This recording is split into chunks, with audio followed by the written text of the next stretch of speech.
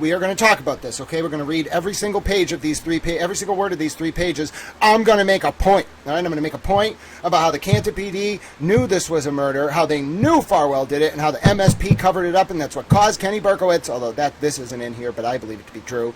Ken Berkowitz, the former chief of the Canton PD, God rest his soul, he's now dead, to go to the FBI. It's the only reason I'm saying this. If he was alive, I would never say this. To go to the FBI about the cover-up.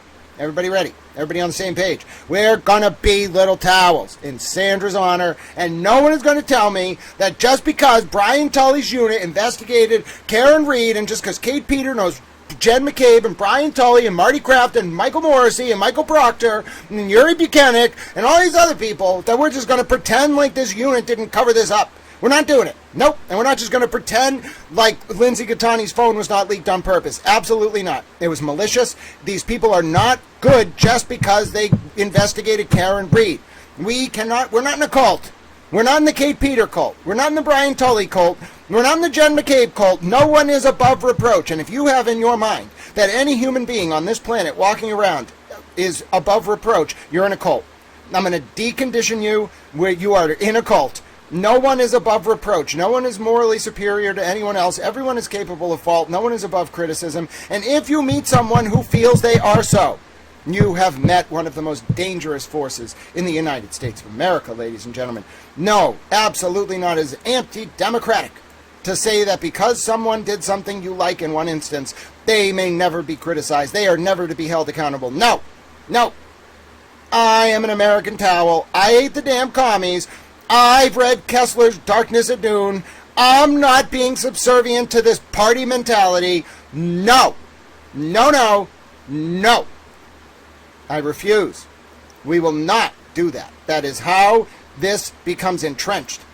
Because people look the other way and they feel uncomfortable staring at the face of a human being whose life was taken and whose existence on this earth was forsaken.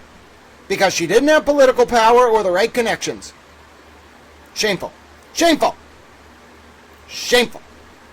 It's a scar on the face of the justice system, and we don't run from it.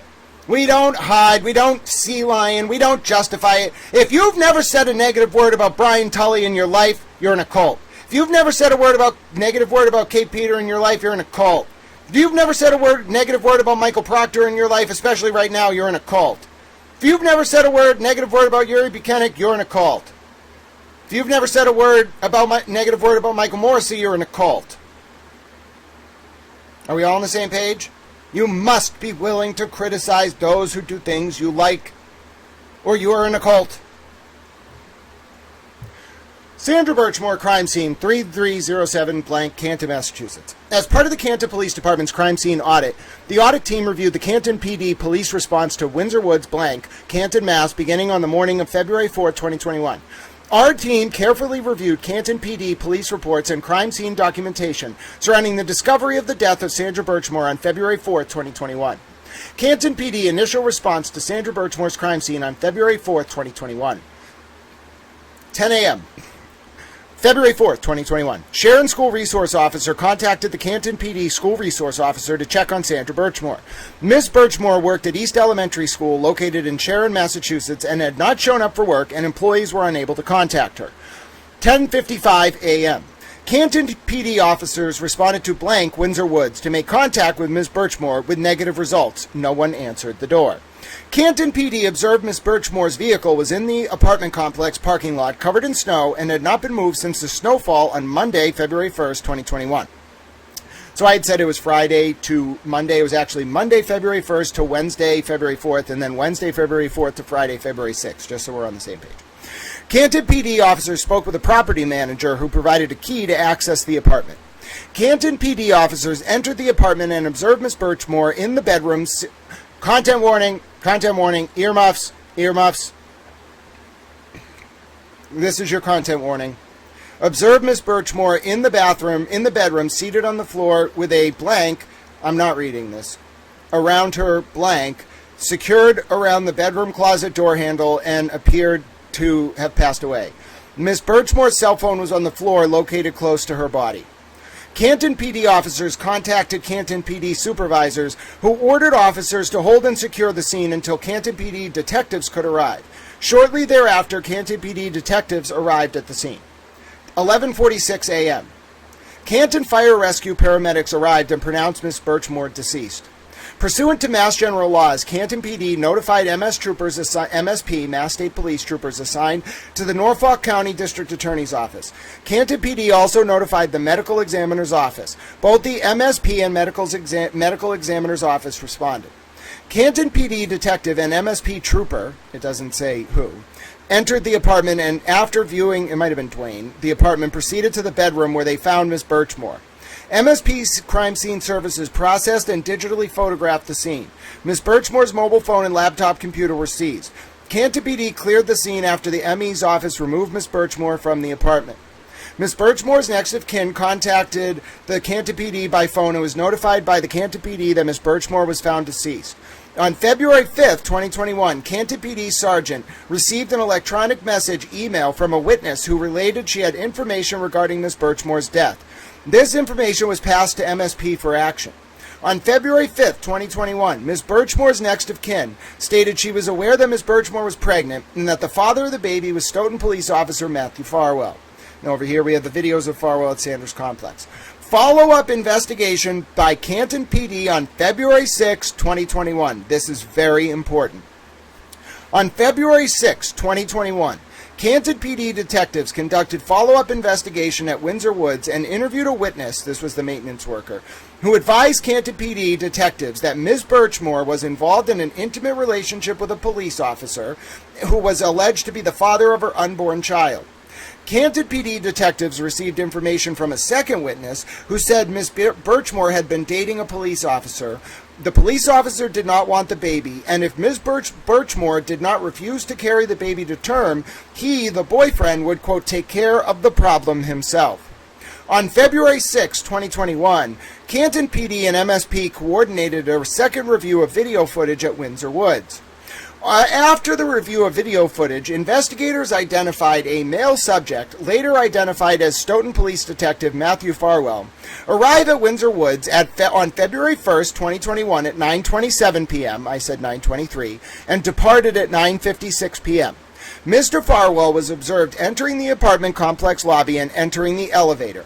Video revealed Mr. Farwell was at Windsor Woods for approximately 28 minutes. See video and then you can go to the video. It's embedded in the PDF. Canton PD detectives learned from a Windsor Woods maintenance worker that the person in the video looked like the man who helped Miss Birchmore move into her apartment. On February 6, 2021, Canton PD and MSP conducted a second search of Miss Birchmore's apartment.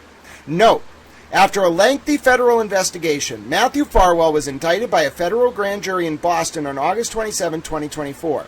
Mr. Farwell is accused of killing Sandra Birchmore on February 1, 2021 in Canton by strangulation to prevent her from providing information to law enforcement regarding potential federal crimes. Recommendations. Pursuant to Canton PD policy and procedures, officers should digitally photograph all crime scenes and sketch the scene. The audit team reviewed a Canton PD police report prepared by a detective who wrote that Sandra Birchmore died of self-harm. We recommend death investigative reports be reviewed by the Chief of the Investigations Division and approved prior to being finalized.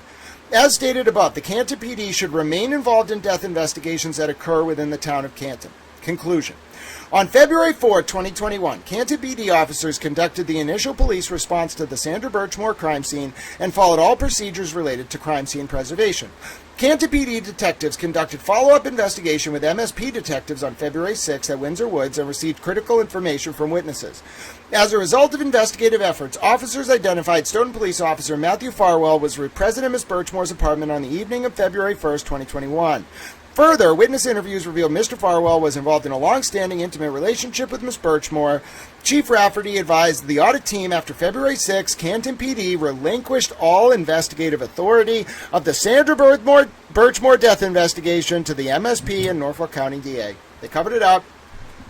Not Canton. Canton was the one who uncovered this stuff, but they covered it up. I'm sorry. Covered it up. Now let me read this for you. Let me just be clear. We're going to watch a video where Ashley Bell was calling out Tully's unit at the Canton PD audit forum. Look at Ashley Bell, bro, like 3 days ago.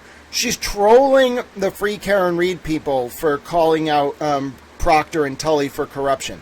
Excuse me? That is Kate Peter written all over it. And tell me, if Ashley Bell got contacted by the FBI and you were someone who, and Ashley Bell was being contacted by the FBI because of an investigation into Brian Tully's unit and Kate Peter and Jen McCabe and Michael Morrissey, and say you were someone who, works for Kate Peter or was doing PI work or knew about her working for Marty Kraft, and say you wiretapped the feds, right?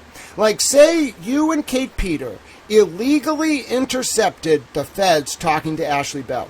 Tell me, just tell me if you were that person, right? Say you were one of the two people who manipulated Ashley Bell to protect Brian Tully by getting her to allow you to illegally intercept the oral communications of the FBI. Now imagine you're FBI agent blank blank. Right? And you're just going about your business like a little towel. I'm not a towel. I'm saying, say this person's a towel. And you get this other towel, and he's like, hey, did you know when you talked to Ashley Bell, you had your conversation illegally intercepted by blank and blank? Don't you think that person would be like, whoa, whoa, whoa. And one of those people has a connection to Tully? And I was investigating Tully and they wiretapped me? You think that helped or hurt you in the eyes of the feds? Let's all have a little, meeting of the minds on this. Do you think that the FBI finding out that someone close to Brian Tully, who was using his official position as a state trooper to ask Lindsay Catani who the target of the federal probe was in 2023, December, you think it was a good idea to wiretap agent blank blank? You all are out of your mind. Those of you who did that. Out of your mind. Out of your mind. Out of your mind. Out of your ever-loving minds. You're on another planet. You're insane, in my opinion. You've lost your minds. You think you're completely unaccountable. Let me just tell you right now. If you think the feds can't find out who was on a call that was illegally intercepted while they're investigating, you're out of your mind. They know everything. They probably knew right that moment, bro. They were probably like the stones on these mother effers. Worse than Whitey. You out of your mind? You out of your mind, some of you. Wiretapping the feds. Are you crazy?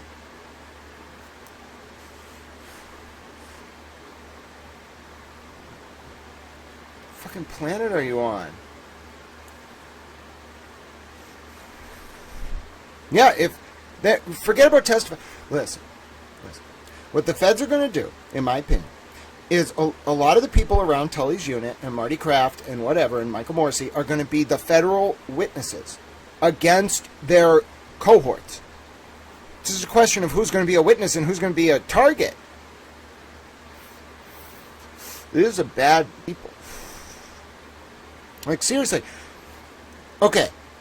The federal government, the FBI, investigates spies. They investigate counterterrorism. They investigate everything. You people, you hubristic morons, thought that you were going to fuck with the FBI? Who were fucking you? Crazy. Out of your minds. Some of you are out of your minds. Not in this chat. I'm saying, in general, I don't care if you know the state police. I don't care if you know God. You can... I'm being facetious. Because of the state police answer only to God. You cannot do that. Whether the feds jump on you right at that moment or otherwise, that's not relevant. They know! They know! If you were involved, let me just say this over and over and over. I want it to resonate in the souls of certain people. If you were involved with getting Ashley Bell to let you wiretap the feds while they were interviewing her about corruption in Brian Tully's state police unit, particularly about Sandra Birchmore, you're out of your fucking mind. You may as well be on a spaceship living in another galaxy. Okay? You aren't on planet Earth anymore. You've lost the plot. It's going to come back. I'm telling you, legally, it's going to come back. They're not stupid. They knew right away. They knew right away. And some of you are probably out there like, oh shit, Yeah, of course they fucking knew. This is my opinion. Of course they knew. Exactly. Nothing happens till the hammer comes down, and the people that did that to Ashley Bell, I don't blame Ashley Bell. What the hell you got her standing up there for with a sign? What the hell's wrong with some of you? She's a traumatized victim. Pretty sure she was Sandra's friend. What are you doing, some of you? Leave these poor people alone. Let's listen to what Ashley Bell had to say at the audit forum. This, by the way, I just read to you what Ashley Bell's now going to comment on. So come on, Miss Bell. This was last spring. I'm worried that Tully or Kate got to her since then. Look at what she had to say. She knows. She knows. It's like the song about which people, by J. Cole, that people think is about Beyonce. She knows. Your name and your town, please. Hi, I'm Ashley Bell. I live in Canton. So in the beginning of the report, I think it was under policies, under recommendation 6, I noticed that the audit states that a detective in the Sandra Birchmore case had written that it was suicide in his notes, but you guys had said that she had been killed by strangulation. I just wondered what made you decide to say that, since the Massachusetts medical examiner hasn't officially changed the cause of death in her autopsy report. So I just wanted to see where you guys were. Also, one more question. Would you have wanted this audit to happen if this exact situation was happening in your town? Would you have voted yes for the audit? Well, let me answer the first question first. When we were hired to review policy and procedure in relation to crime scene responses from the Canton Police Department. The Sandra Birchmore case was one of the cases that we reviewed police reports on. Numerous police reports that we reviewed, probably 7. Several detectives responded on February 6th in the second call, and I think there were at least 5 police reports written on February 4th when the responding officers found her. We delineated in the report that one of the detectives inadvertently wrote suicide. No detective would purposely write that when the ME's report had not come back yet, even though the ME's report came back with that finding. I spoke to the detectives. The first ME report came back as the Commonwealth came back that it was a suicide. But he wrote the report prior to that. We had discussions with the detective lieutenant, who was a sergeant at the time, and it was written. I don't think it was written purposely. And to your point on the note, what a weird point for his mic to cut off, huh?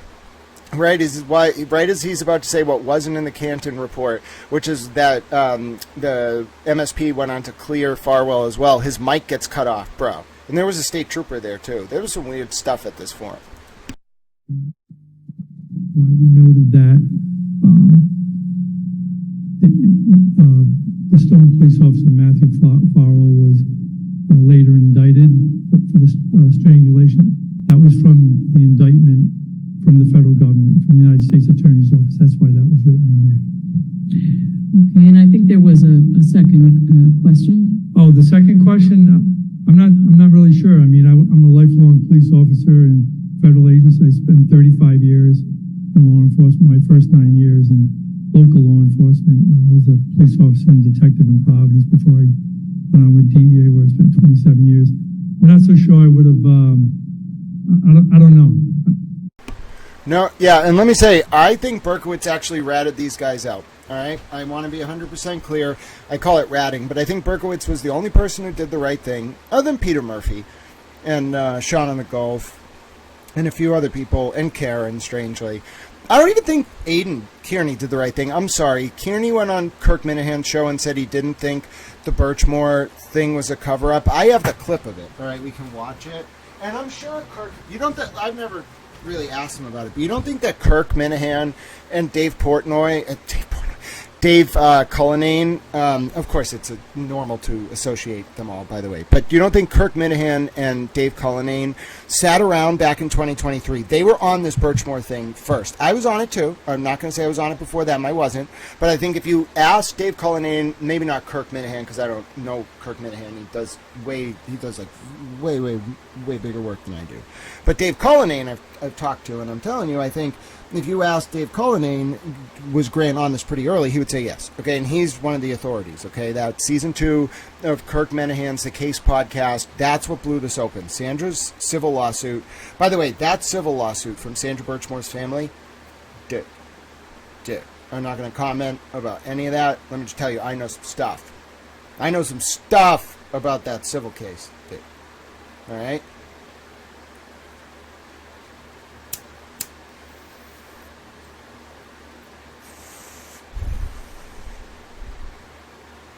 But it was Kirk Minahan and Dave Cullinane. They're the people, people don't get it. It wasn't the Karen Reed case. That's not what's going to go down as the story. The story here, it wasn't the Karen Reed and John O'Keefe case, as tragic as that was. It wasn't even the federal involvement in that case. No, the story is Birchmore. The story is Birchmore, the story is Birchmore, the story is Birchmore. I'm going to say it over and over and over and over again. It intertwines these cases because of Tully's unit and Proctor and Yuri Buchanan and John Fanning and Trooper Dwayne and Nick Garino and all that other stuff. It intertwines it. It intertwines the Turtle Boy case because of Kate Peter and Marty Kraft's PI firm and what was done to Lindsay Gattani and the release of her phone extraction. It was this unit run amok. And what people don't understand is the story is not going to be the John O'Keefe and Karen Reed case, okay?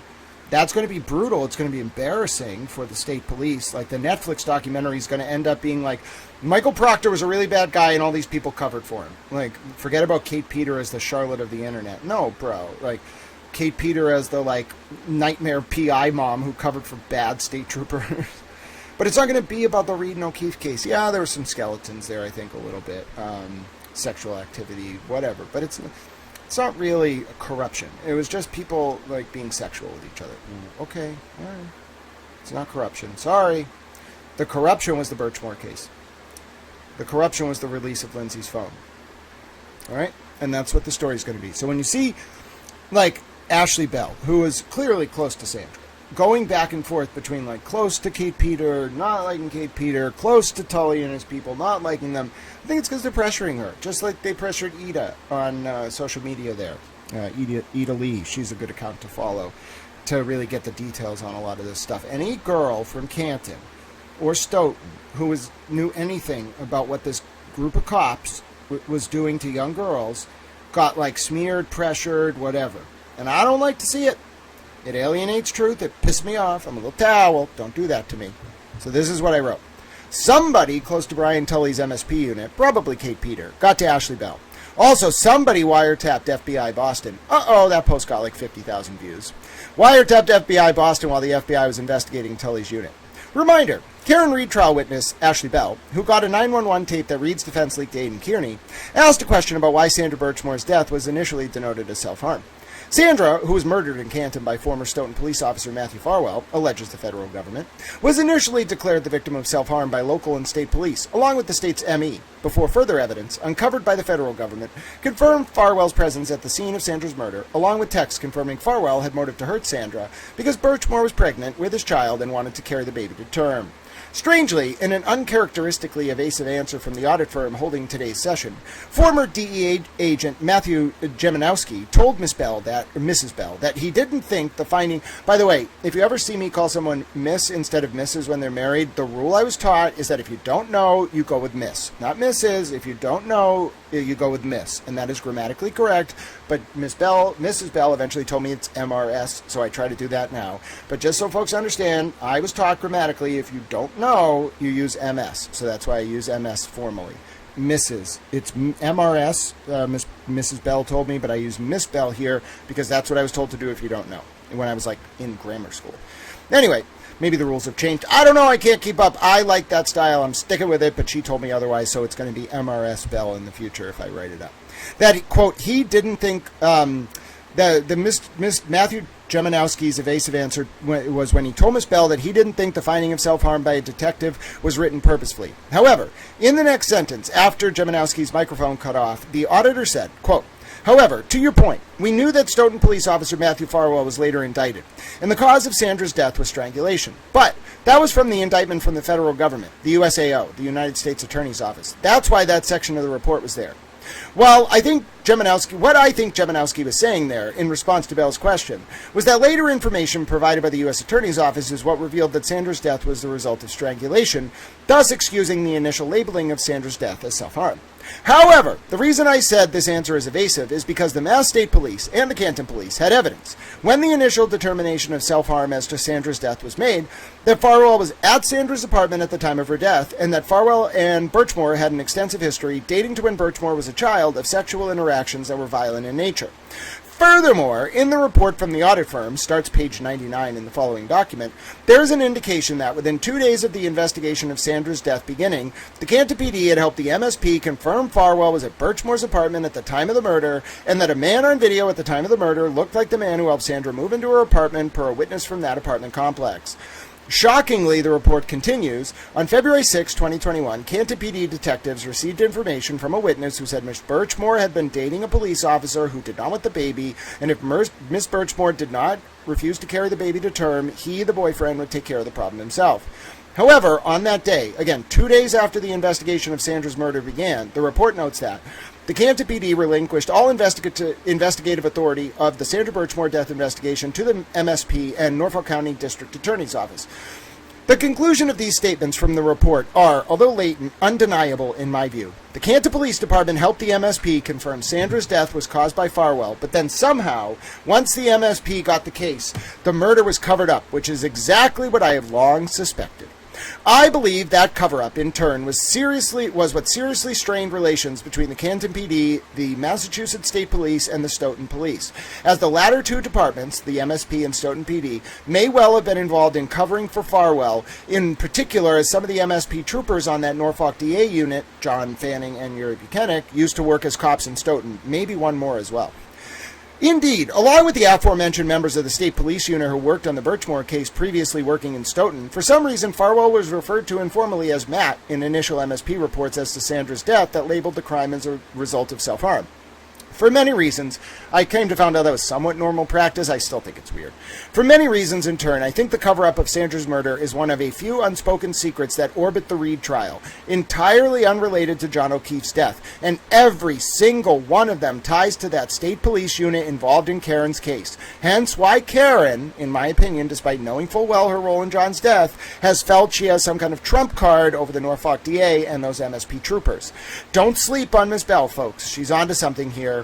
And I think the Canton PD has tension with Stoughton PD plus the Norfolk MSP unit for good reason. And it's because the former Canton Police Chief, Ken Berkowitz, may have called in the FBI on the MSP in Farwell as to Sandra's murder.